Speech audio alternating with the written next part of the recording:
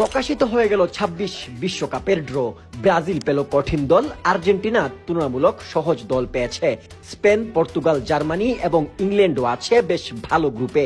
অন্য কথা বলার আগে আসুন দেখে নেই কে কোন গ্রুপে আছে, কোন গ্রুপ কতটা শক্তিশালী কিংবা কে পেয়েছে সহজ প্রতিপক্ষ। ২৬ বিশ্বকাপের কাউন্টডাউন শুরু হয়ে গেল আজ থেকেই। প্রথমবারের মতো ৪৮ দল নিয়ে মাঠে গড়াতে যাচ্ছে ২৩তম ফুটবল বিশ্বকাপ। ফুটবলের সর্বোচ্চ সংস্থা ফিফা প্রকাশ করলো গ্রুপ তালিকা, যেখানে ব্রাজিল আছে গ্রুপ সি তে, পর্তুগাল গ্রুপ কে এবং আর্জেন্টিনা রয়েছে গ্রুপ জে তে। আসুন এক নজরে দেখে নেই পুরো গ্রুপের চিত্র। গ্রুপ এ তে মেক্সিকো, দক্ষিণ কোরিয়া, দক্ষিণ আফ্রিকা এবং winner of play off D. Group B তে আছে কানাডা, সুইজারল্যান্ড, কাতার এবং European winner of play off A. Group C তে আছে ব্রাজিল, মরক্কো, স্কটল্যান্ড, হাইতি। এই গ্রুপটা নিয়ে একটু কথা বলবো, তবে সেটা সবার শেষে। আগে একটু শুনে নেই।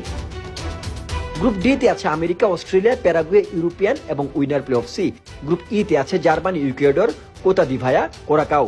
গ্রুপ এফ এ আছে Netherlands, Japan, Tunisia, European winner play off B.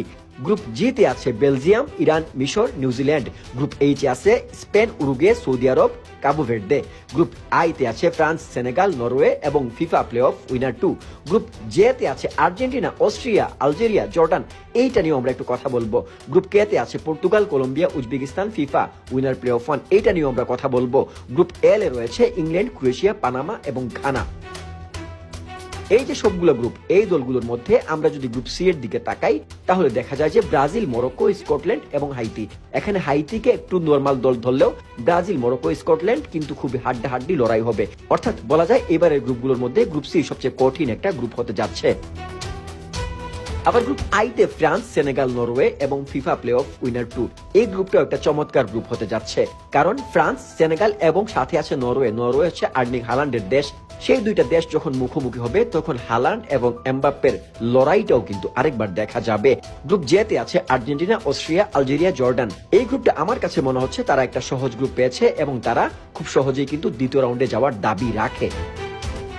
Group K তে আছে ক্রিস্টিয়ানো রোনালদোর পর্তুগাল, কলম্বিয়া, উজবেকিস্তান এবং ফিফা উইনার প্লে অফ 1। এই গ্রুপে পর্তুগাল, কলম্বিয়া এই দুইটা দল কিন্তু খুবই শক্তিশালী। উজবেকিস্তানও ভালো দল এবং ফিফা উইনার প্লে অফ 1 থেকে কে আসে সেটা আসলে দেখার বিষয়। গ্রুপ এল এ রয়েছে ইংল্যান্ড, ক্রোয়েশিয়া, পানামা এবং ঘানা। বিশ্বকাপের এই 32 দল থেকে 16 দল বেড়ে মোট 48 দল হওয়ায় পরিবর্তন আনা হয়েছিল ড্রয়ের নিয়মেও।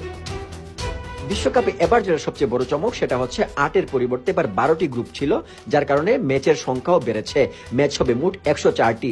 বিশ্বকাপ চলবে 40 দিন ধরে। আগামী বছর এশিয়া থেকে ইউরোপ, আফ্রিকা থেকে আমেরিকা এবং অস্ট্রেলিয়ার দেশগুলো নিয়ে 11 জুন থেকে 19 জুলাই পর্যন্ত যুক্তরাষ্ট্র, কানাডা ও মেক্সিকোতে যৌথভাবে মাঠে গড়াতে যাচ্ছে ফুটবলের সবচেয়ে বড় আসর। দর্শক, আপনাদের কাছে কি মনে হয় এখানে সবচেয়ে শক্তিশালী গ্রুপ কোনটা?